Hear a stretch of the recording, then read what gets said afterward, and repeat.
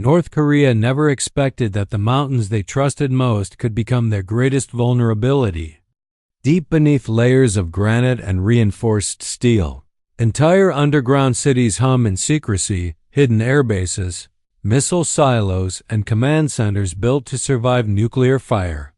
For decades, Pyongyang believed these bunkers made them untouchable. Until America found a way to hunt shadows beneath the earth itself. It began with faint whispers detected hundreds of miles away, seismic tremors too rhythmic to be natural. Within days, satellite constellations, stealth drones, and orbiting sensors converged on one chilling truth: the unfindable had been found. A classified U.S. program, combining next-generation Earth-penetrating radar and hypersonic surveillance craft, had mapped what was never meant to be seen. Now, the world stands at a threshold, a silent chessboard, where the next move could decide who controls the unseen battlefield below. What if a nation built its survival underground, only to realize the enemy had learned to look beneath the surface? Stay with us, because what you're about to discover is not fiction. It's a glimpse into how modern warfare has evolved beyond sight, beyond sound, and deep into the unseen. Call to action. Subscribe now and join us as we uncover how America's hidden technology may have already rewritten the rules of underground warfare forever. A mountain can lie. The air above it cannot. You're standing in a darkened room where the world is reduced to lines and pulses. A long table glows with satellite passes and earthquake traces. A whispering tremor slides across the Pacific, steady, mechanical, a heartbeat that belongs to stone. Heads lift.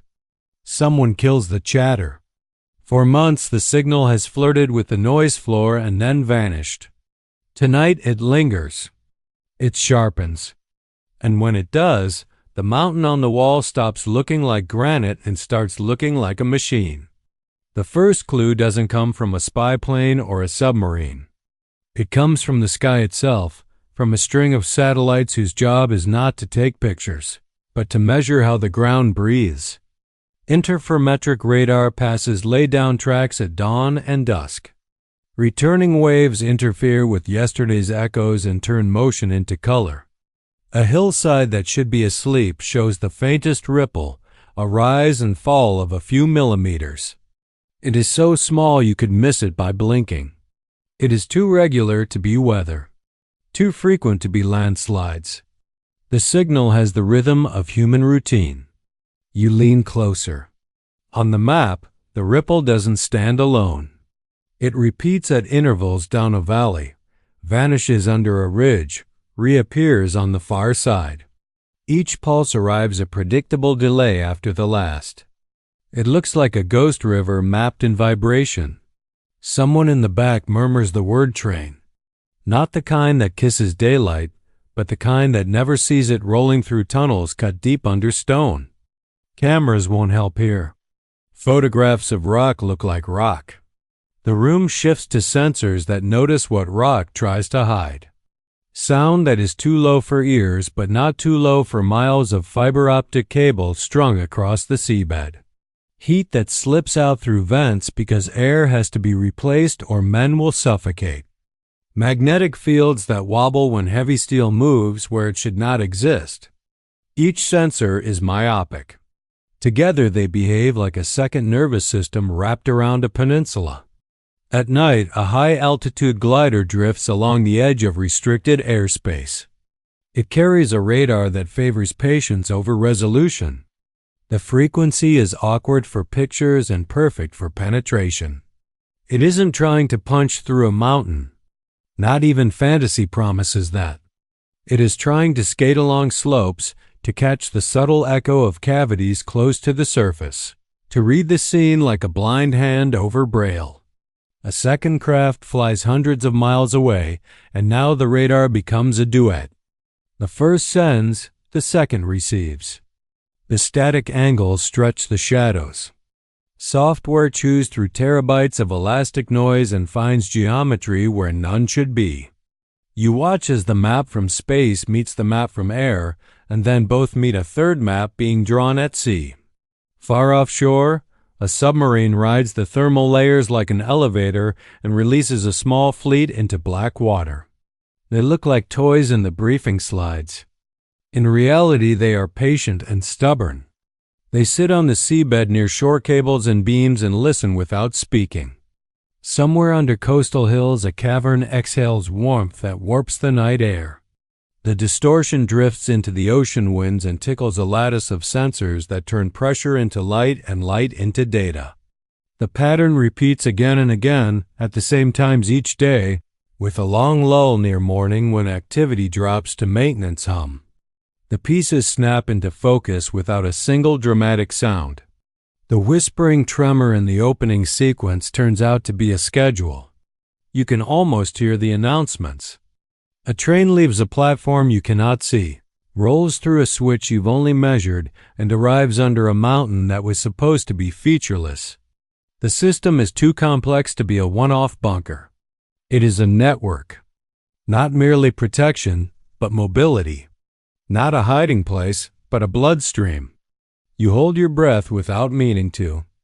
The first payoff arrives as quietly as the first clue, a complete loop traced across the map.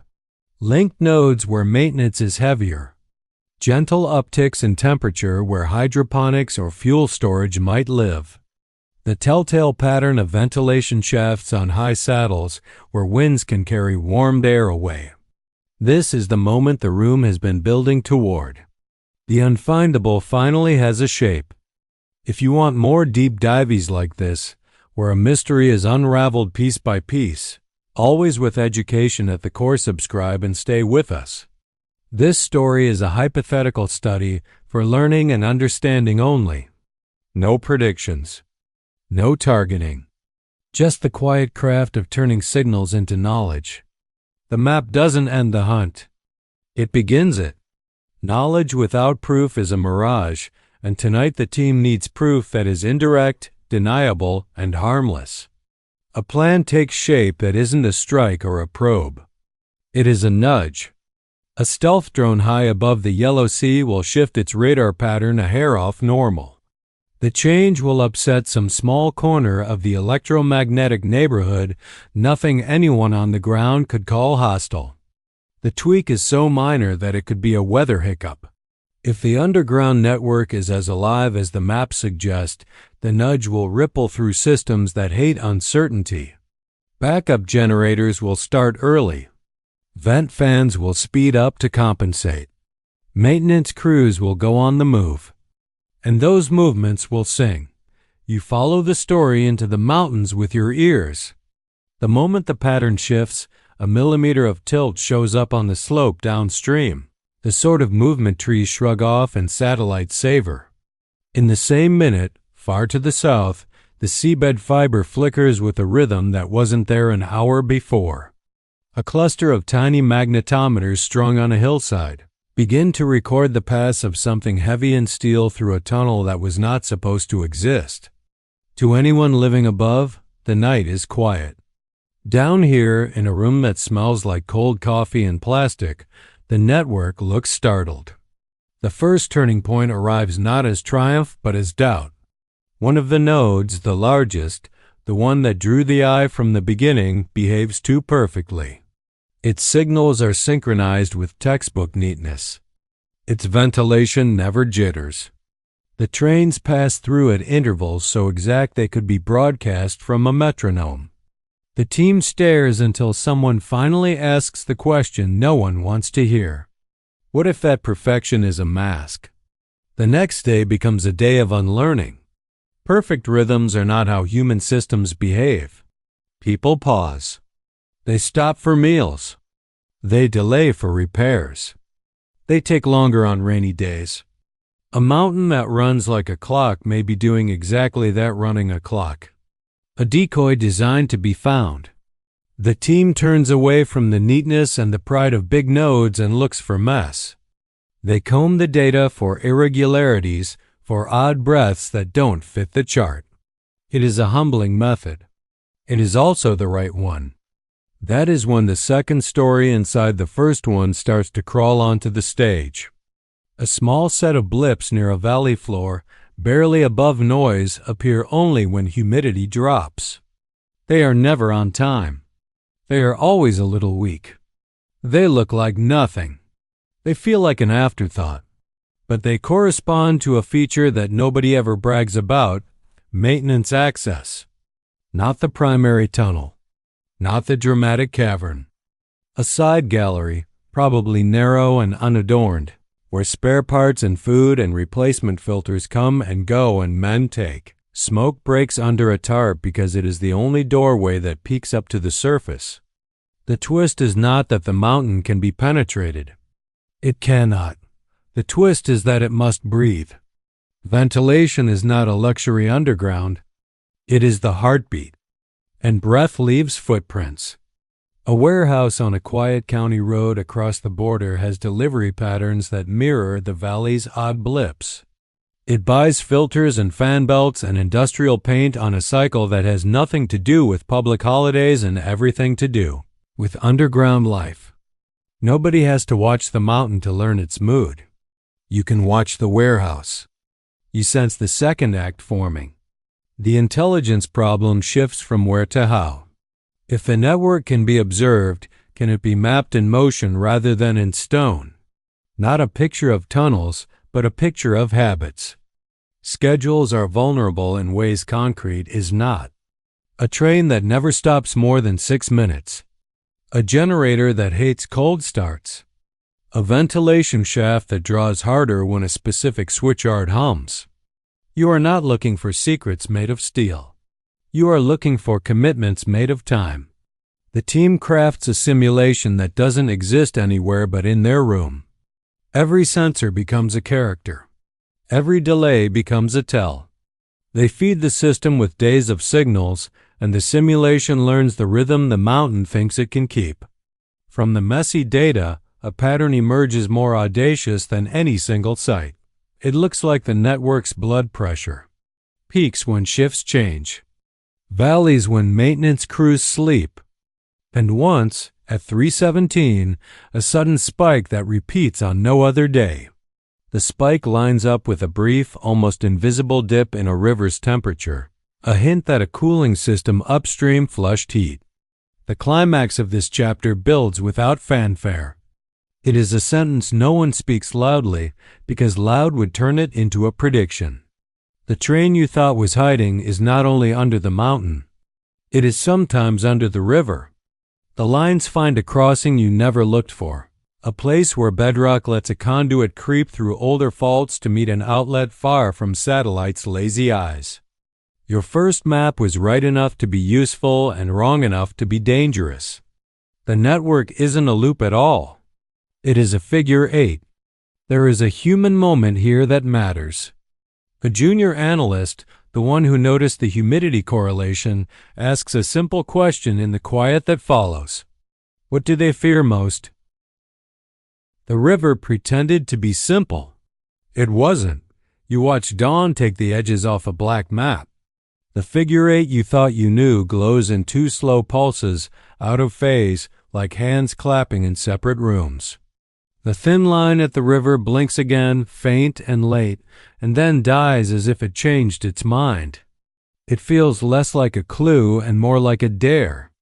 The room is quiet enough that you can hear the soft tick from a wall clock the technicians forgot to mute. Outside, the jet stream drags a streak of high cloud toward the peninsula. Inside, a decision lands. Stone hides things. Water hides them better. You start with what water can't help doing.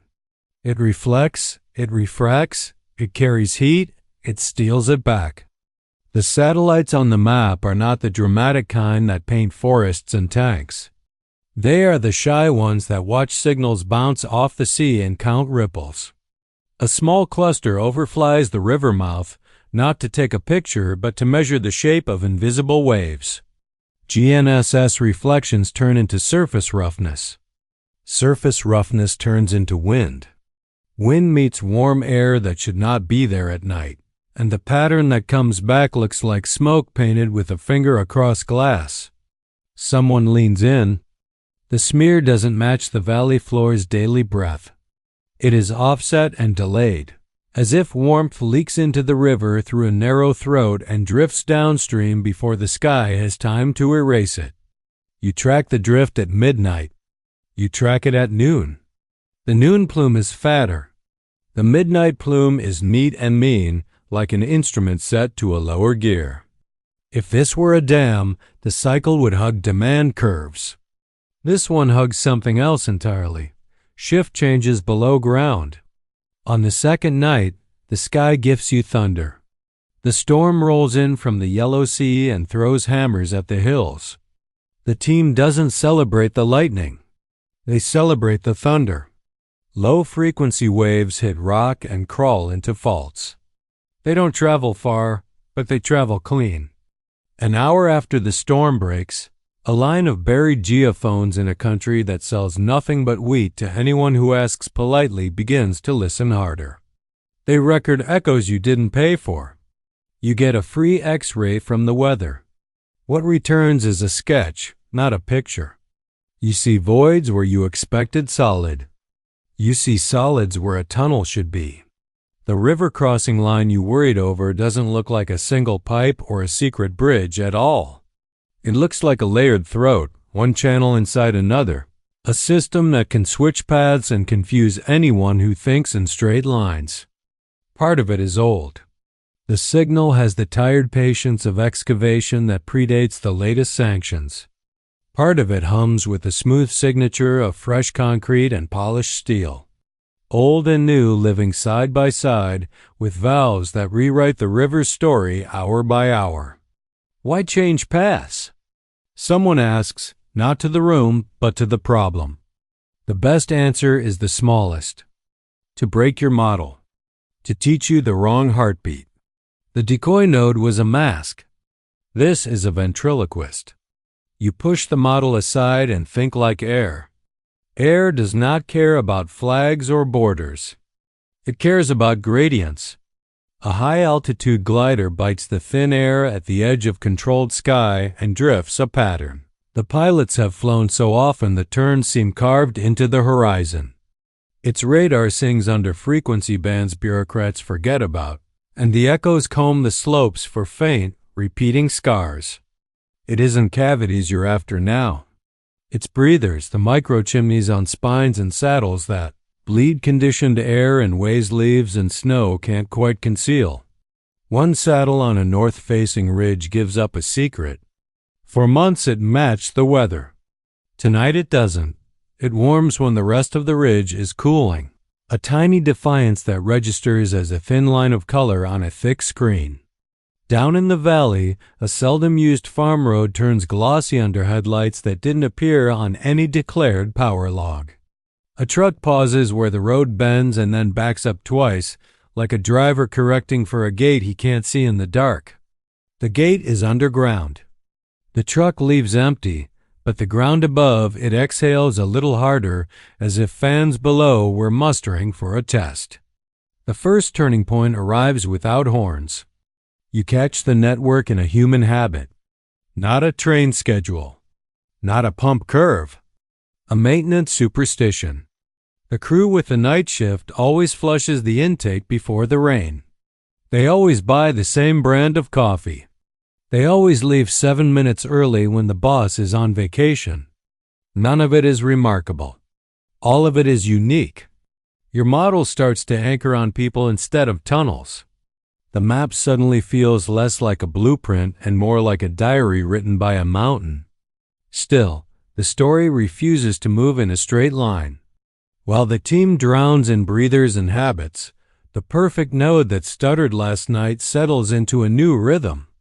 Every 50 minutes, a draw on the river spikes and then smooths away like a cough suppressed at the last second. The frequency is too neat for chance. Someone whispers a number and then shakes their head, unwilling to say it twice. 50 minutes is the revisit of one of your slower satellites on this ground track. It is a taunt. Whoever is running that node knows when the eyes pass over. They turn the fans at the exact moment the sensor's angle will turn a thermal plume into a smear that looks like a cloud. The room doesn't swear. It exhales. There are no villains in physics.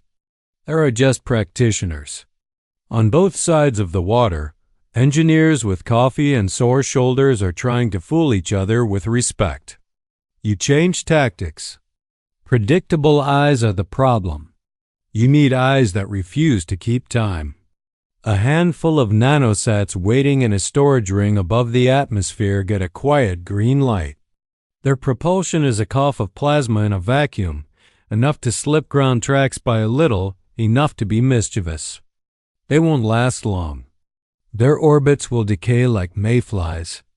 They don't have to last. They have to be rude. Launch windows and schedules belong to the old, polite space.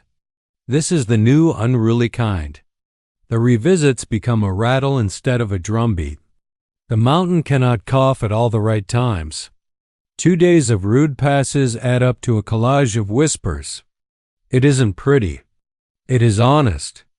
The river spikes when no satellite should be there to see it. The saddle breathers flare when the wind dies for a breath. The farm road is quiet on days that don't match any holiday. The simulation you built hates the mess. Then, slowly, it stops hating it. It starts predicting the shape of the mess. Something clicks.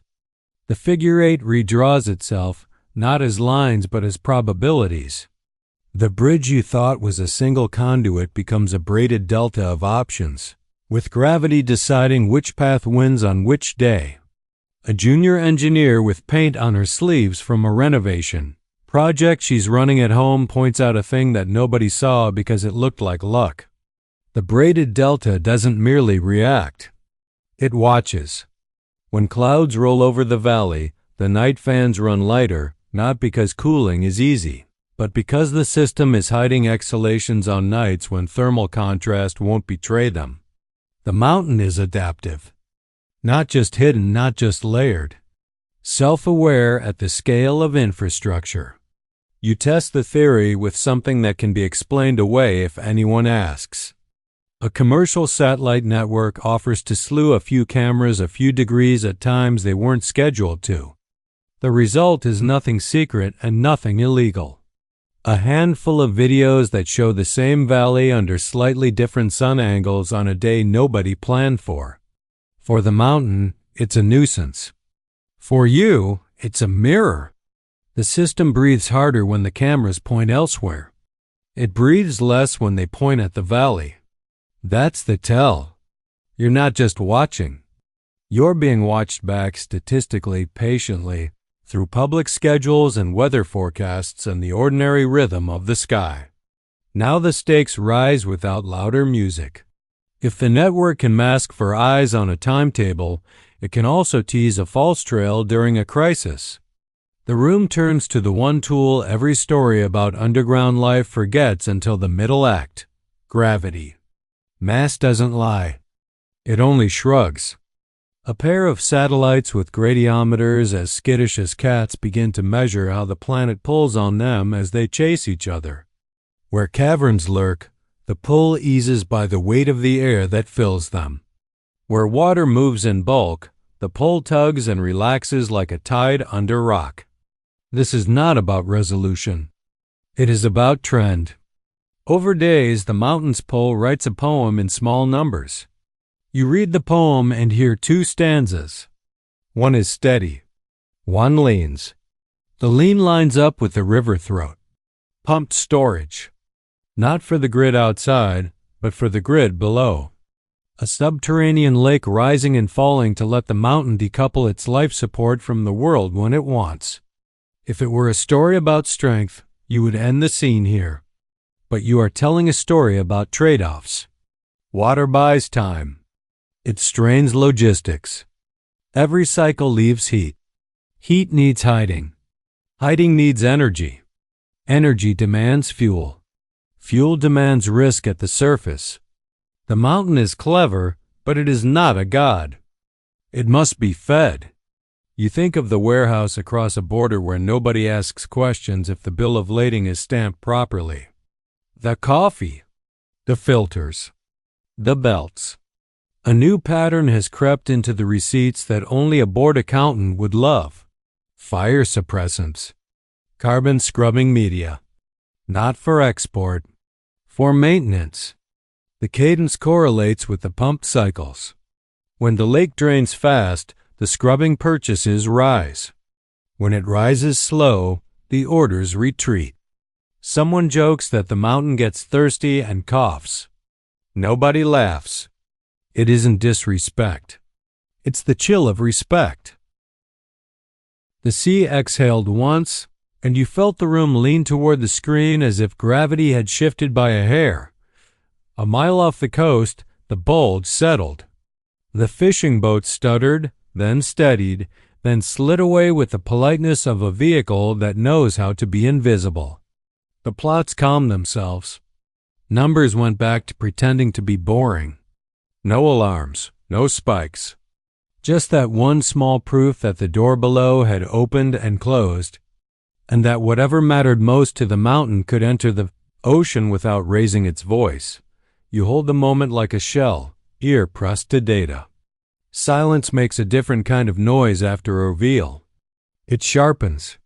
You notice how the seabed pressure trace doesn't quite return to baseline, how the ridge breathers pick up in tiny, almost embarrassed increments. The river's curve is steady, but the temperature of a single eddy swings a few tenths, then creeps back. None of it is dramatic. All of it is real. The debate starts with a single breath, then a second, until words begin to show up. Was it departure or intake? The quick answer is the tempting one. It left, it fled. But the weight of the plot says otherwise. The gradiometer pair feel a pull where there was less. Not more metal, not more rock. More water held where it does not belong. The mountain didn't let something out. It brought the sea in. You stand in two worlds at once. One is the patient theater of measurements. The other is the world you walk through every day. In that world, a locked building with no windows must still breathe. In this story, a buried city with few doors must do the same, and when the mountain is clever, it borrows the ocean as a lung. The plan that bubbles up could be described as elegant or mean, depending on who is telling it. It is neither. It is careful. An autonomous glider has been loitering well outside any map with lines on it, running on battery and wave. It does nothing exciting. It tastes the water and writes down the flavor. Tonight it will drift toward a patch of sea nobody cares about unless they are allergic to ambiguity. The glider's sensors are not secret and not remarkable. Temperature, salinity, trace chemicals so dull their names knock syllables off words. But weeks ago, a legal research ship far offshore released a spoonful of harmless tracer into a current that textbooks use as a footnote. If the door leads to the ocean leads back, and the flavor comes with it. You don't race anything. You wait. Hours turn into an afternoon in a different time zone. Elsewhere, the river keeps being a river. The mountain keeps minding its breathers. In the late-day slump when coffee means surrender, a line appears on the plot that nobody wastes a smile on because it could still break your heart. The tracer climbs off the floor.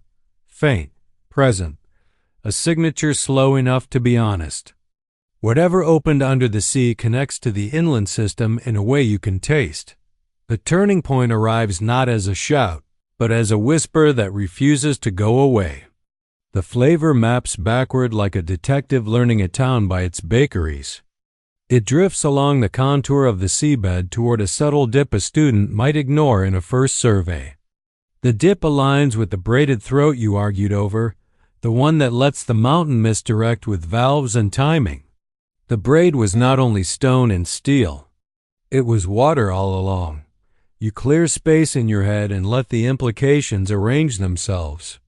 If the sea is doing the heavy lifting, the mountain's heart beats through a heat exchanger big enough to share its secrets with the wind. A ventilated cavern can hide air. A chilled cavern must shed warmth. But warmth is a graceful traitor. It leaks. It paints the night differently than day.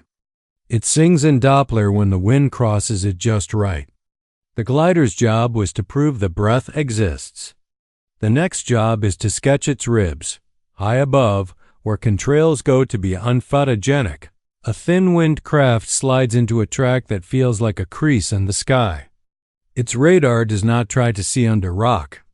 It tries to see the sky itself, the shimmer where warm meets cold near the sea skin.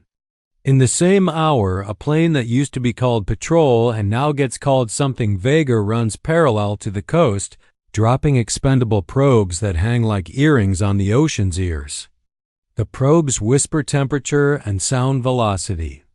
The craft does not loiter.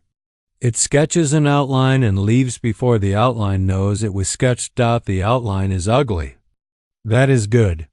Pretty maps are lies in stories like this. Ugly maps have elbows where currents get bullied by terrain. They curl where heat ducks into cover.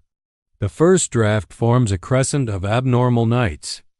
On the windward side of a cliff, the air warms when it should cool, briefly, always by less than a degree, always starting at an hour where nobody writes poetry. Behind the crescent, a shallow depression holds eddies that turn backward. Evidence that something underground is pushing something above.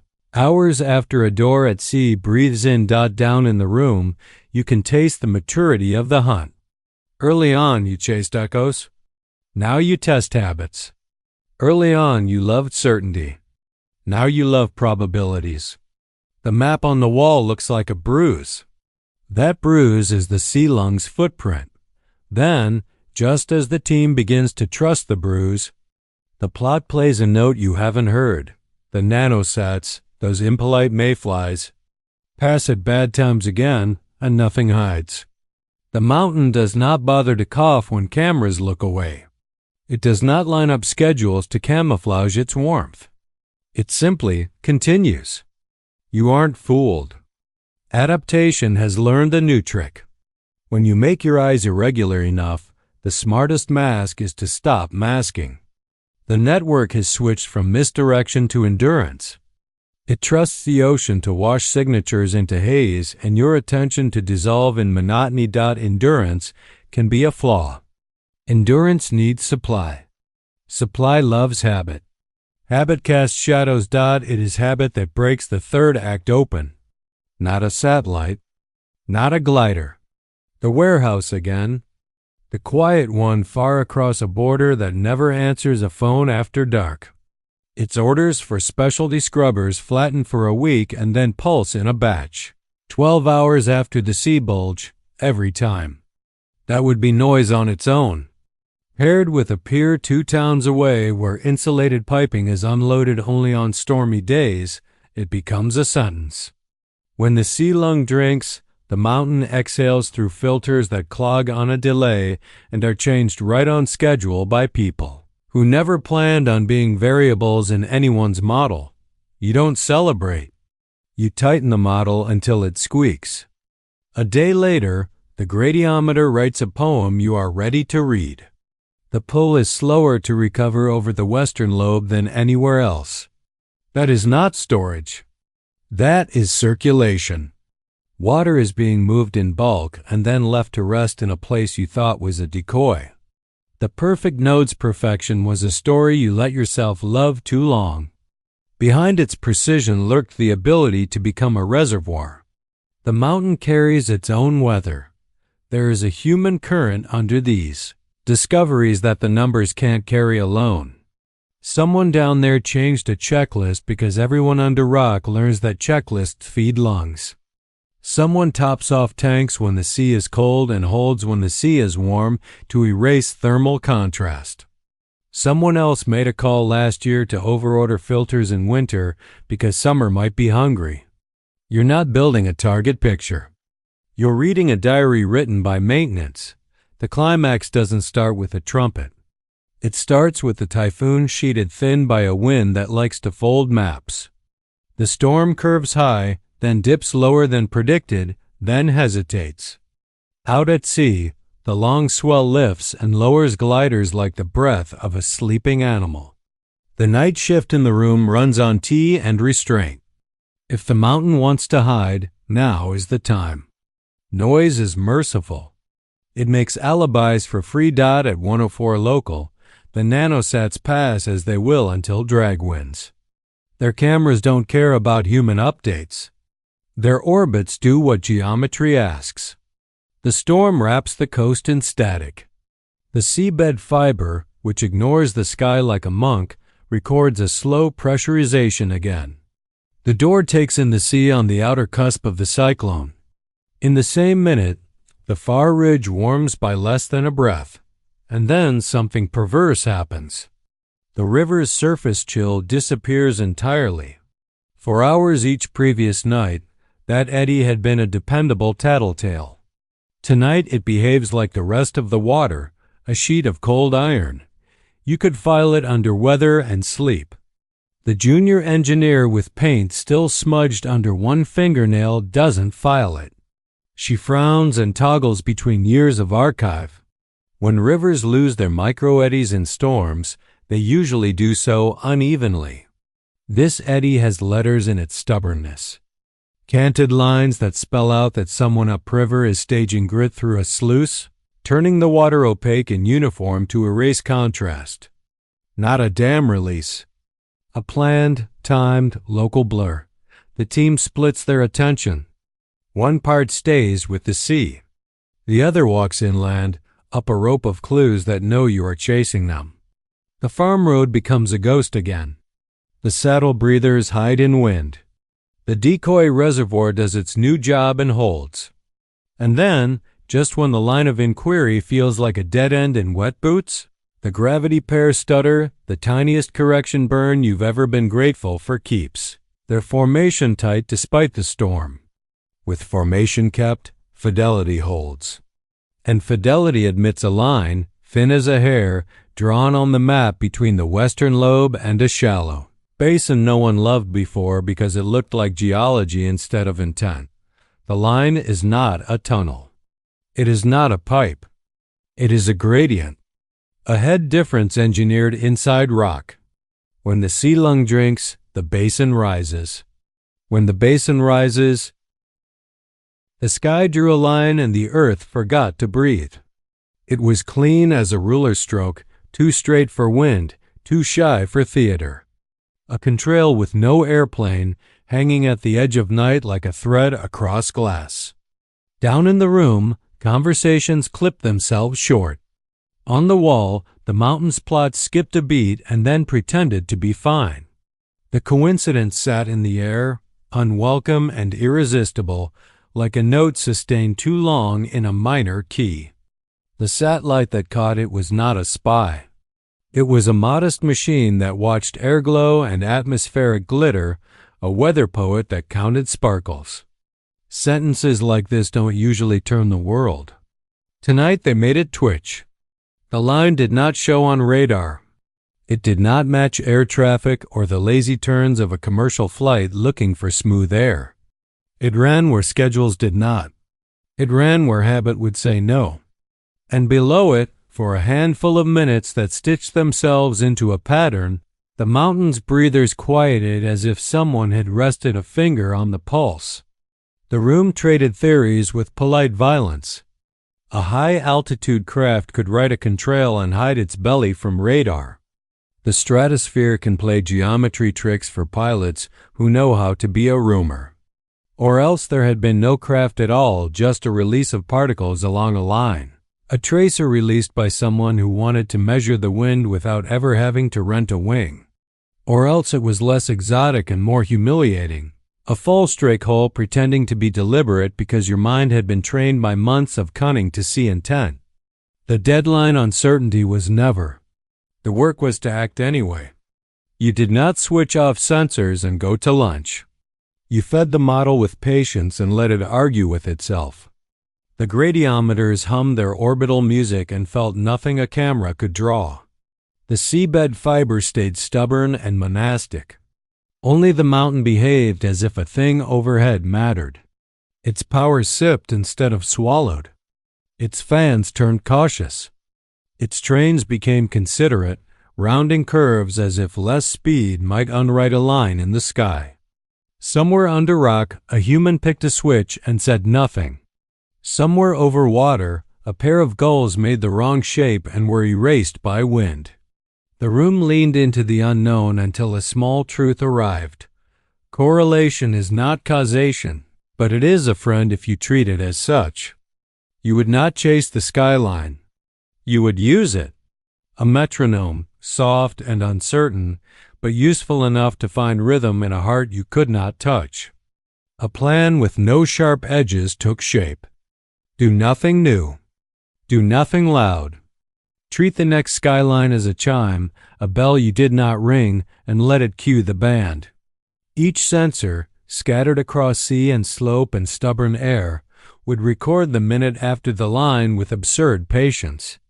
The team would not look for spikes. They would look for restart signatures, the micro-fidgets of a system waking itself without wanting to be seen. A fan turning a hair early. A pump easing pressure back into a pipe with the courtesy of a butler. A train stopping 10 meters short of habit and then making up the difference when no one was looking. The contrail returned 3 nights later, shy as before, writing itself from west to east like a hand teaching a child to read. The mountain behaved. It went still. The minute after was ungenerous. The ridge breathers woke one by one. The farm road remembered its cough and buried it under wind. The river took its homely eddy back and then lost it again. None of it would have mattered in a world without notebooks. In this one, each tiny return put a pin in a map. The pins lined up along a curve no satellite had drawn before. It arced north of the figure 8. A dry line on the wall became a blush. A place you had not loved took on shape, then character, then risk. On maps for hikers, it was a handsome fold of land where clouds held on to sunsets. On maps that never left the room, it was something else entirely, a reserve system that only woke when a finger touched the sky. You did what people always do when a pattern sidles up and asks to be believed. You used it once and then tried not to use it again. Confirmation is a sweet poison. The next week the line reappeared without warning. It hung shorter, as if someone had run out of ink. The mountain did not pause this time. It kept moving with the audacity of routine. Yet the curve you had pinned a week earlier flickered with activity on a delay that felt like a heartbeat, returning after a long breath held underwater. The reserve network existed. It did not live under the sea door. It did not live under the lobe you loved first. It lived under a slope that tourists photographed and forgot. The turning point arrived with daylight because tired minds love a villain and daylight makes you honest. The junior engineer with paint still at the corner of a cuticle drew her finger not along the curve, but across it, connecting the blush to a shallow basin that had been pretending to be geology. The basin did not have pipes you could name. It had gravity. When the sea lung drank, the basin rose. When the basin rose, weight walked through stone along a path old faults had been swallowing rain through for 1,000 years. You didn't need a tube when you could use a slope. The reserve was not a mirror of the main. It was a leech on its back. A day later, the climax stepped out from the wings, quiet-footed and inevitable. The skyline appeared and the world pretended not to care. Under the slope, the trains you never saw cued on a tremor you couldn't hear if your ear had not been trained by months of listening. They did not sprint. They did not hide. They moved like people who had found a rhythm and intended to keep it. The seam between the lobe and the reserve thrummed once and then steadied as if asking the rock to hold its breath for an hour. The sea lung drank at the exact minute a fishing boat turned into nobody again on paper and everybody on water. If you were a novelist, you would write that something terrible rode the hidden elevator in that hour. If you were a worst-case thinker, your mind would travel to the most dangerous inventories a government might bury under mountains. If you were the sort of person this story is trying to respect, you would set those impulses down and notice the broader truth. The network did not simply hide people. It hid commitments, fuel, spare lungs, valves that trust no valve unless it stands beside them and can be turned by hand. The hour tasted like logistics moving to their lifeboat. The twist arrived on feet of smoke. The next skyline appeared where the model would never have placed it, angled, shorter, too low for elegance. The mountain paused on cue, then didn't. Half of its breathers stayed asleep and half did not. Half its power signature flinched and half pretended the day had no special name. Confusion is good theater. It is bad engineering. Systems don't choose halves unless something is pretending to be whole. A tiny alert shook loose on a console you had forgotten because it never asked for attention.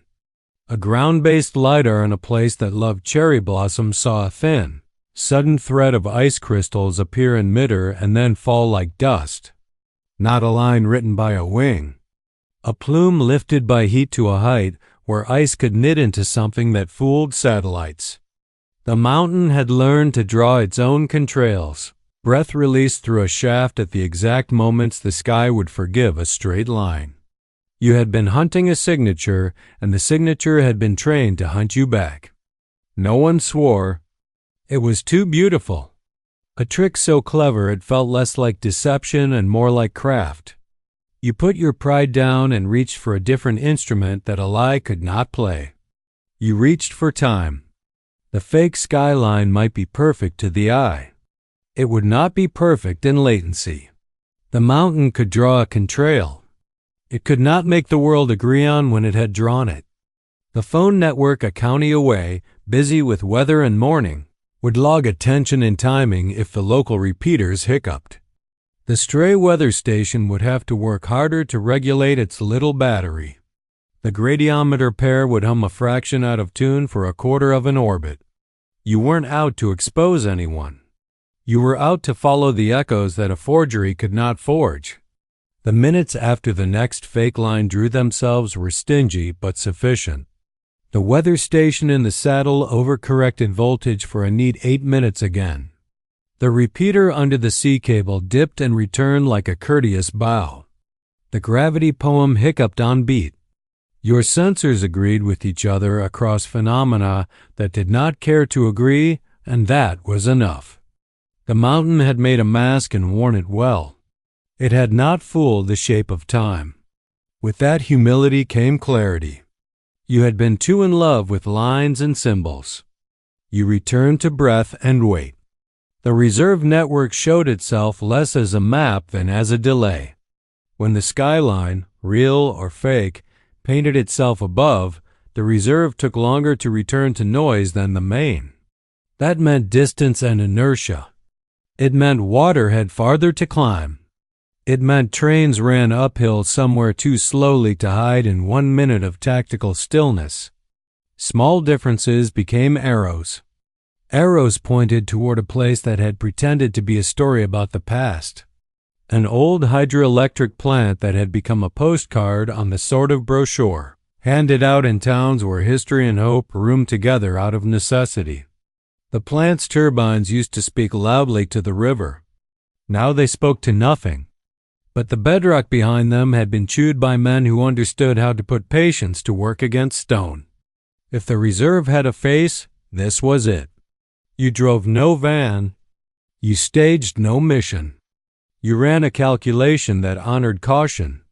When the Sealung drank, North Korea never expected their underground fortresses to face a hunt that reads stone, water, and sky at once. America's pursuit has reached the back door those mountains swore would never be found. A line appears in the heavens running east to west, a clean stroke at 19 kilometers, holding for 11 minutes. On the ground, a dry ravine inhales where it should sleep. Out at sea, the ferry is away, knocking its gentle pattern beneath the shelf. The mountain can usually move breath and cargo in one rhythm. Tonight the rhythm breaks. Intake without exhale. Exhale without intake. 2 heartbeats, out of phase. The room darkens a fraction as if the light understands what a mistake looks like. You don't need drama to know this matters. The Sealung draws, but the ridge fans hold. The reserve lobe warms, but the river eddy stays a sheet of iron. A system this careful is not built to tolerate phase errors. And errors, even small ones, leave footprints. You watch the footprints harden into evidence. The seabed fiber records a pressure climb that plateaus one notch higher than normal. Not much, the kind of number only a machine would care about. The gradiometer pair hum along their orbit and feel a weight walk uphill through stone slow, stubborn, inevitable.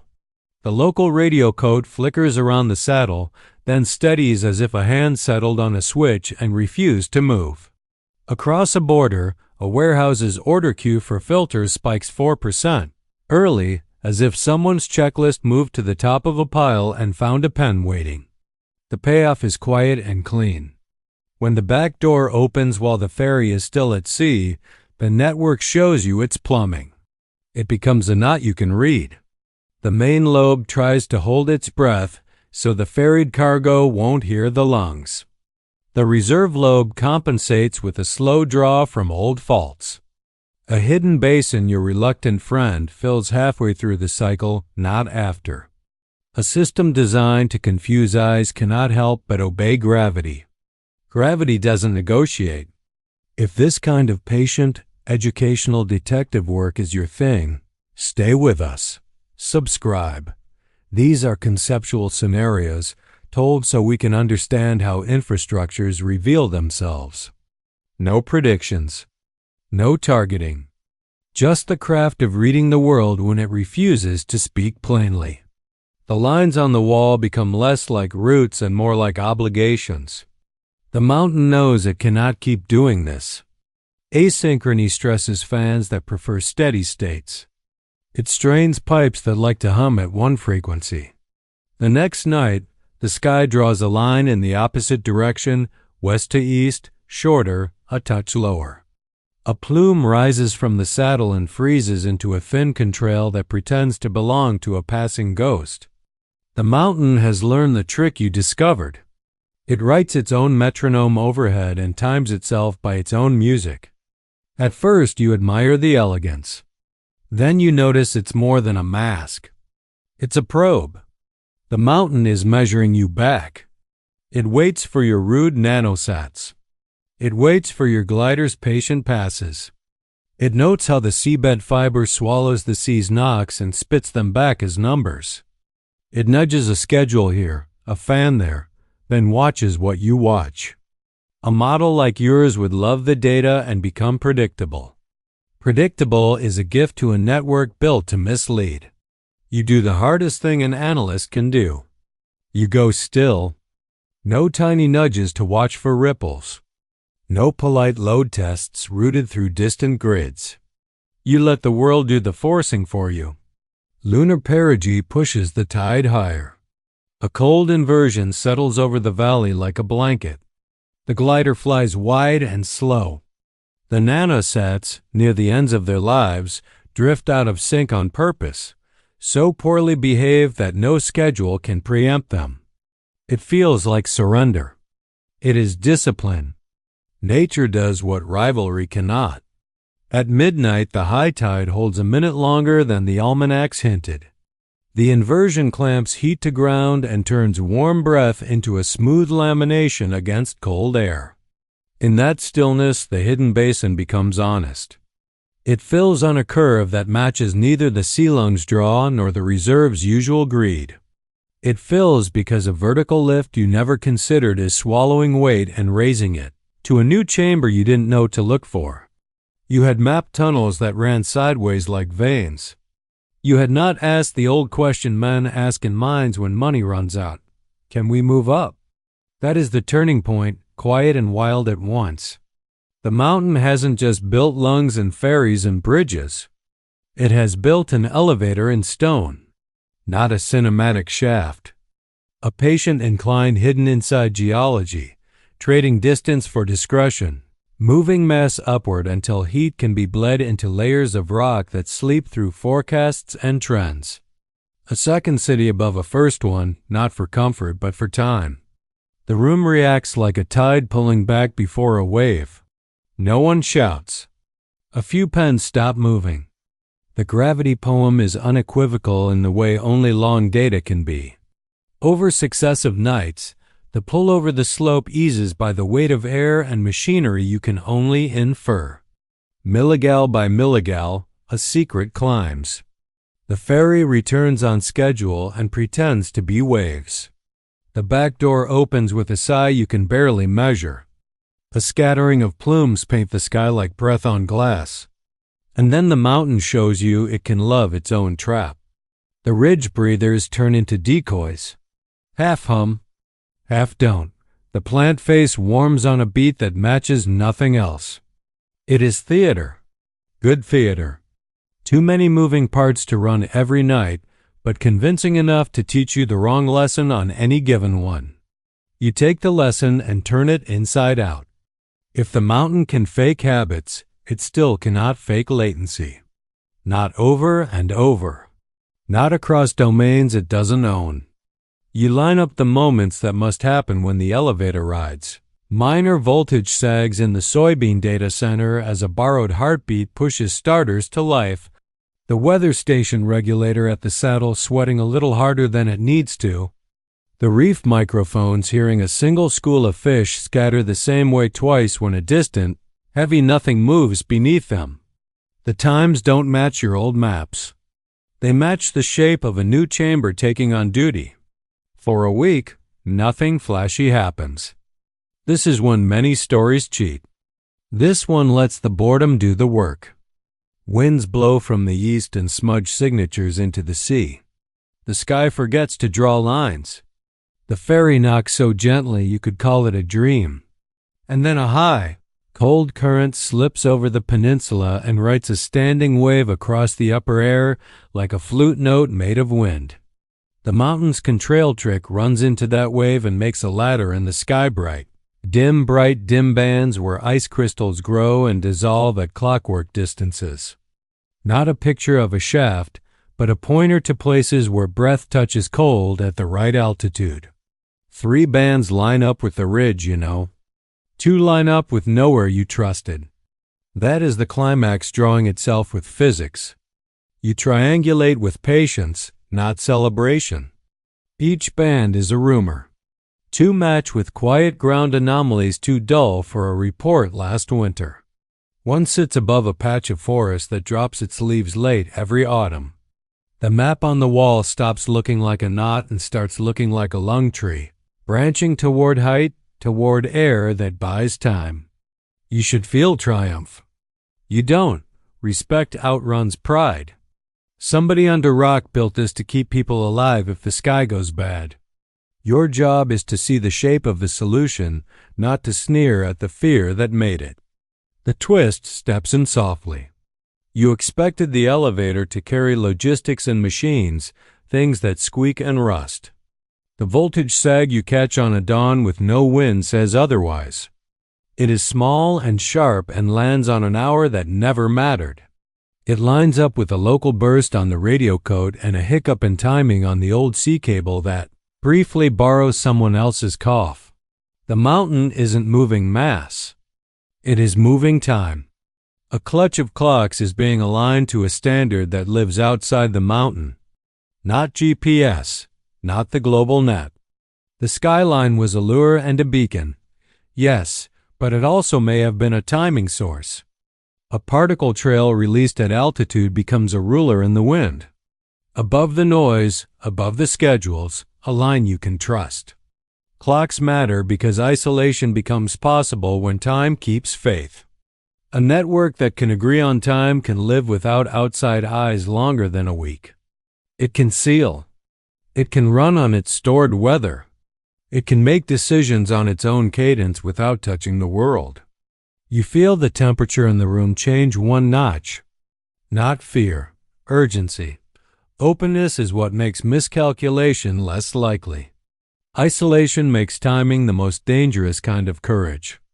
Dawn runs its dull knife along the ridge. A fisherman checks an anchor that has known too many names. At 7:12 local, without a storm, without a ferry, without a contrail, the mountain goes still. Not the decoy stillness. The other kind. Nothing dramatic. Fans hold steady. Pumps settle into a hum you could set to a lullaby. The gradiometer pair feel nothing new. The sea is a fortune teller who refuses to read. Minutes pass. Then an hour. In the warehouse across the border, nobody buys filters. In the soybean data center, the voltage sags do not arrive. The radio code around the saddle does not sweat. Even the antique seismic needle behaves. You've seen rehearsals. You know the smell of practice. This is different. This is a seal. It holds a day. Then two. The glider writes a patient ribbon on the map. The nanosats are gone. The gravity poem keeps time. The sea stays unremarkable and becomes more remarkable by the hour. The hidden basin's fill stays flat. The reserve lobe does not warm. The plant face goes shapeless and clean. Even the moss in the ravine is only green because it rained last week.